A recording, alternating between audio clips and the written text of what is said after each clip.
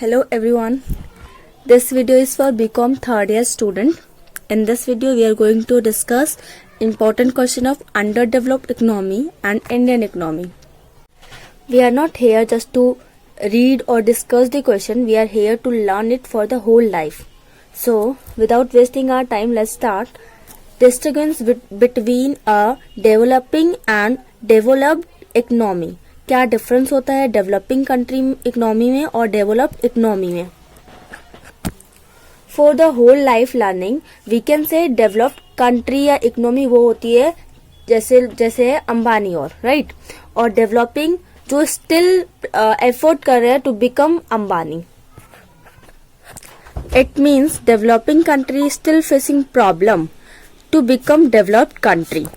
What are these problem?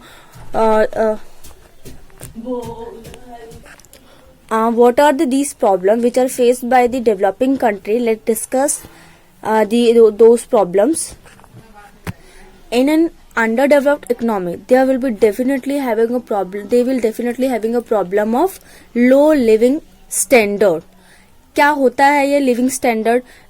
किस तरीके से इसको मेजर किया जाता है कि ये आदमी ये पर्सन एंजॉय कर रहा है हाई लिविंग स्टैंडर्ड और ये लो लिविंग स्टैंडर्ड. सो इसको कैसे डिफाइन करते हैं?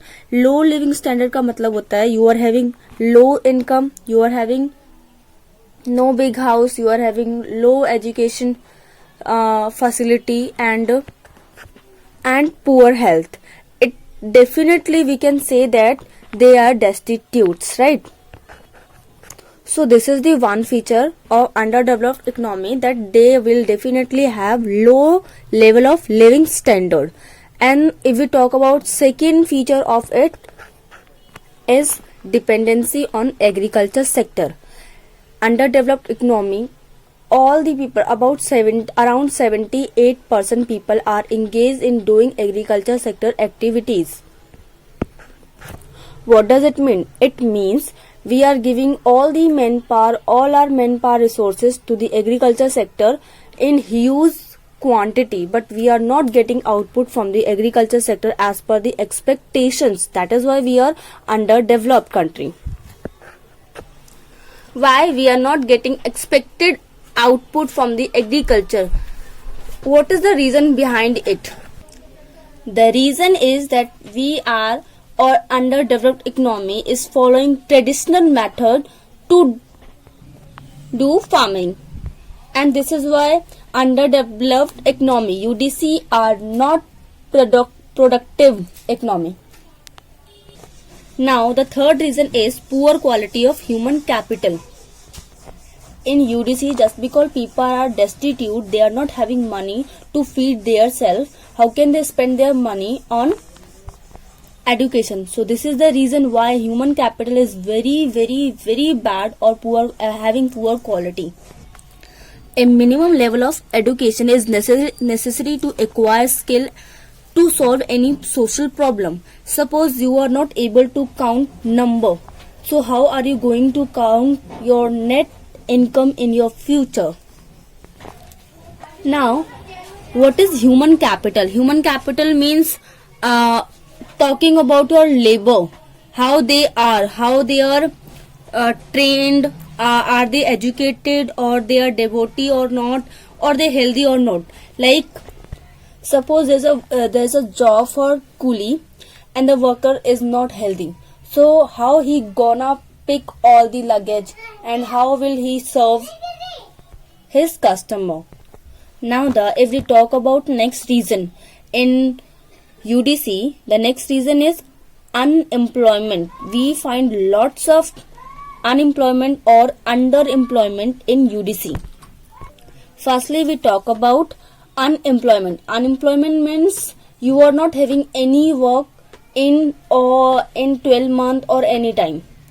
About the underemployment, it means you are having job like seasonal job, like it's Diwali, you will get job in Diwali, but after Diwali you will again lose your job.